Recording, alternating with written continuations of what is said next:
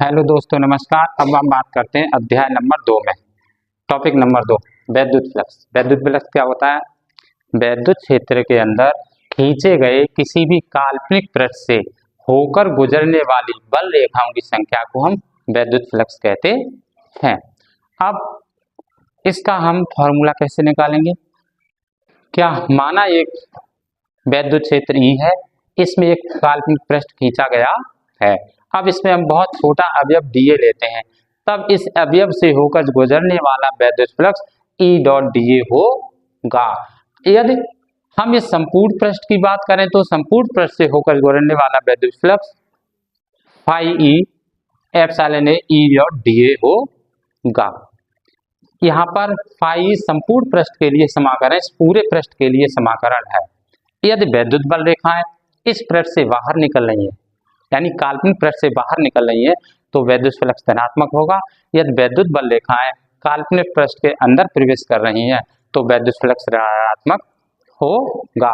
अब हमने माना एक समान वैद्युत क्षेत्र में ए क्षेत्रफल वाला एक काल्पनिक पृष्ठ इस प्रकार खींचा गया है कि यह वैद्युत क्षेत्र ई से थीटा कोण बनाता है, तब इस पृष्ठ से होकर गुजरने वाला संपूर्ण वैद्युत फ्लक्स पाई ई बराबर epsilon E dot dA। E dot dA यहाँ अदिश गुणन है, अतः E dA cos थीटा हो जाएगा।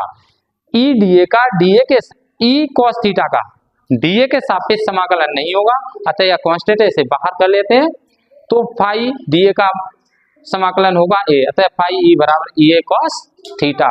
अर्थात किसी भी पृष्ठ वैद्युत क्षेत्र के अंदर खींचे गए काल्पनिक पृष्ठ से निकलने वाले वैद्युत फ्लक्स को हम अतः किसी वैद्युत क्षेत्र के अंदर खींचे गए काल्पनिक पृष्ठ से होकर गुजरने वाली वैद्युत बल रेखाओं की संख्या को हम वैद्युत फ्लक्स कहते हैं, जिसका फॉर्मूला ए दिखाया गया है। धन्यवाद।